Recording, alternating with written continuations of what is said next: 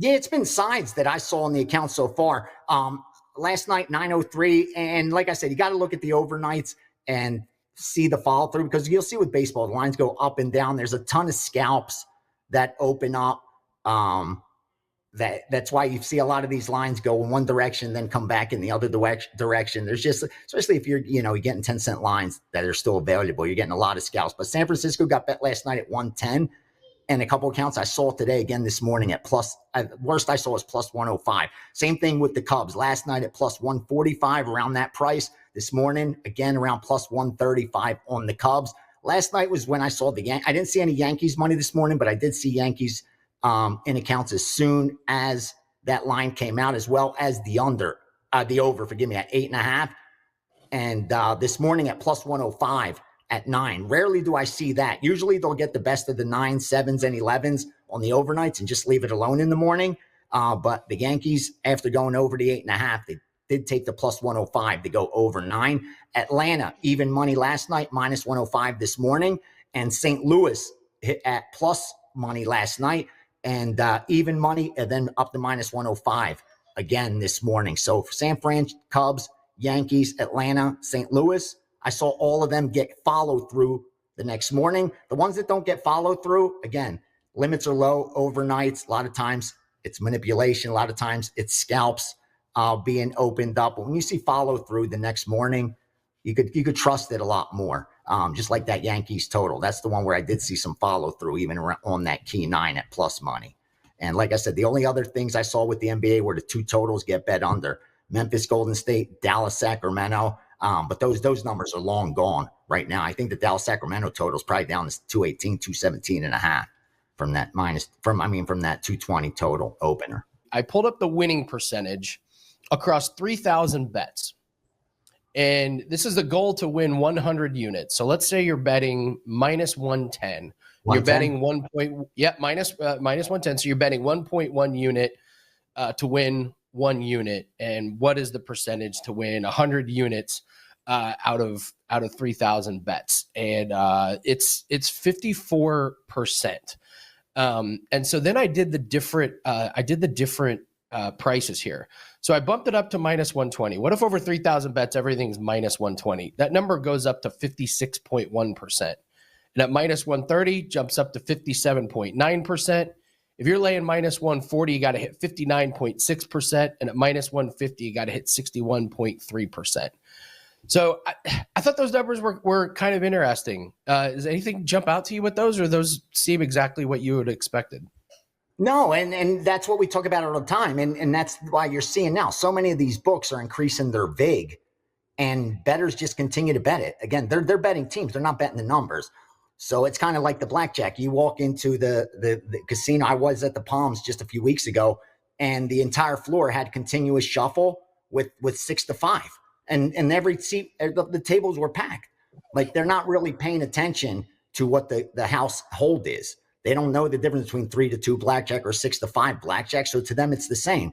And lane 110 or lane 115, if they want to bet the team, they're going to bet the team.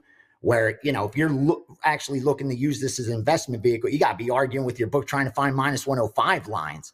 If you want your return, your ROI to be a lot higher, because think about it, those percentages are really hard to sustain.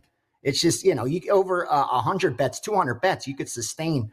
But over 3,000 bets, like you said, when you get into a little statistical significance, it's just not going to happen. You're just not going to be able to win at that kind of rate. San Fran game up against the Phillies, a team that also has had a good start to the season, 9-6. Phillies starting Walker today, and who has yet to let up. He hasn't even let up a run this season in his first 2 starts. So, and I'm high on this Philly team too. By the way, I am really high on the Phillies this year. I'm talking about like for a future though, not per se every game or anything. I am pretty high on them, but all the early money is on San Fran in this game. Just like Gianni said, game opened up. The Phillies minus like 1. I seen an opener at 135. Now it sits at like 115. So that's that game. And these are games that I grew up on baseball back east. So I love just to sit and watch it and go to a game. Nothing like even out in Vegas, I go to Petco and watch a game in San Diego. I don't have to bet every game, but this is going to be a really good game. No real big play here. Just wanted to tell you guys about both teams and what it opened up. What's it now? Again, San Fran getting the money right now. Diehard Yankee fan all my life, but that doesn't mean I bet the Yankees all the time, and I'm not afraid to fade them. And this is one of those situations I am going to fade them. I mean, Carlos Carrasco has just been terrible to start the year. 2 starts and 1 relief appearance, 7.71 ERA, 163 WHIP, just terrible numbers. And the New York bullpen, very concerning. Over their last 6 games, they've issued 18 walks and only 20 innings pitched. So that's not very good, Andy, the last I checked. In current KC roster, 16 for 54 lifetime against Carrasco with a 333 on base percentage. So they've had a lot of success. And it's important to specify the current roster because you could look at Carrasco's, maybe his lifetime numbers against Kansas City as a team. I look at what the current roster does against a starting pitcher.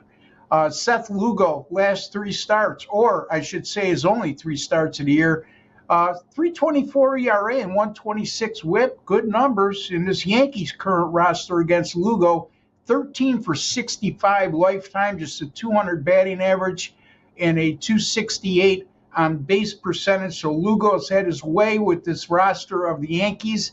And Lugo, 2 starts against the Yankees last year, 14 innings pitched with a 2.57 ERA, a 0.78 WHIP, 14-1 strikeout to walk ratio. Give me the Royals here, plus 120 over the Yankees. Look, Boston over their last 7 games has just been anemic offensively. 2 runs scored per game. They scored 2 runs or less in 5 of those 7 outings.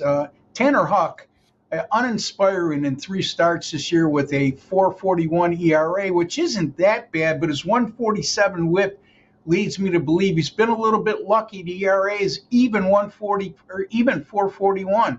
In the Boston bullpen over their last 7 games, 4.63 ERA. And again, I'm a big WHIP guy, Andy. So their WHIP over the last 7 games, the relievers as a whole, 150. And again, that leads me to believe they're wiggling out of a lot more jams and been a little bit lucky. And again, that 4.63 ERA is a bit deceiving. It should be a little bit higher than that. Boston against Shane Baz, lifetime. This current roster, 10 for 32, really good, over a 300 batting average. However, you take away former Astros Bergman's numbers, 5 for 7.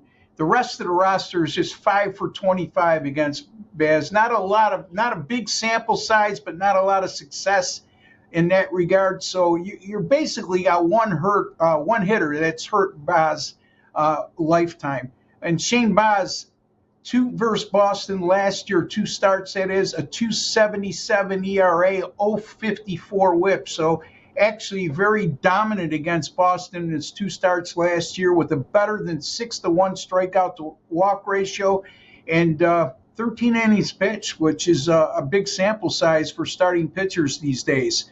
Baz, 2 starts this year, a 1.38 ERA and 13 innings pitched. And he's recorded 16 strikeouts and 13 innings pitched. So, again, going with the lesser of 2 evils here, and I think we have an advantage with our starting pitching matchup. I'm going to go with the Tampa Bay Rays here, lay the 130 over the Boston Red Sox. Over the last 30 days on 5-on-5 play, the Rangers have an expected goal share of 45.90, which is lousy. The Panthers, 54.98, which is good. So over the last month, they've been very good. New York has been eliminated from the playoffs. Florida sits 1 point behind Carolina for a first-round home ice advantage. And considering that the Hurricanes are 31-10 at home and the Panthers are 27-13 in their arena, that's something both teams are really going to fight for, especially when you consider that Tampa Bay is just 1 point ahead of Carolina. And tomorrow, Florida plays Tampa Bay. So a lot of good hockey. If you're going to watch any hockey, choose the ones to do it. The Rangers have been involved in some high-scoring games of late, 10, 11, and 13 goals being scored the last 3 contests. And the reason for that is these guys are trying to pad their stats at the end of the season. They're not playing for playoffs. They got nothing to play for. bad defense. We've seen it a lot out of this team this year. And in Florida, on the other hand, has gone 7 straight home games, and there's been 5 or less goals scored. So it's Florida's defense and the intensity against the Rangers just trying to pad their stats. Just 1 year ago, the Rangers were the President's Trophy winners. So you could expect a lack of effort from them to finish off the season. Florida rested 4 top forwards in that 3-2 win over Buffalo. But Bobrovsky's going to be in net tonight, and a couple of those players are going to be back. And first back-to-back, as I said, for the Panthers. They play Tampa tomorrow. I expect to get real intense play out of Florida tonight. Sure, the line's a little high. It's in the 170 range, but still, when you consider what the Rangers have looking to look forward to, the off days, I can't see any reason to play the Rangers there. 5-on-5 play. The Kings are at 52.63. Expected goal share. Edmonton 56.72. These two are battling out with Colorado for that 4th through the 6th seeding in the West. All 3 teams have performed very well at home, so that 4th spot in the standings really has value. The host in the series so far this year is 3-0. It's been a low-scoring series. The first game went over before the New Year started. The last 2 really low-scoring, 1-0 and 3-0. And this is the first of back-to-back road slate for Seattle the Kings. They've got Seattle on deck tomorrow. Edmonton beat a disinterested Winnipeg team on the road yesterday. As Winnipeg as a team that locked up the championship, rested a lot of players, so I'm not reading too much into that. But the Jets had secured home ice advantage throughout the playoffs, so it's a situation where I think we're getting a little bit of advantage here on the total. It's not often you see a 5.5 with an Edmonton game, but the way this series is played out, the Kings need to play defense. Edmonton needs to be a better defensive team in the playoffs. I think this game goes under. It's a very important game. Under 5.5 is the way I'm looking on this one.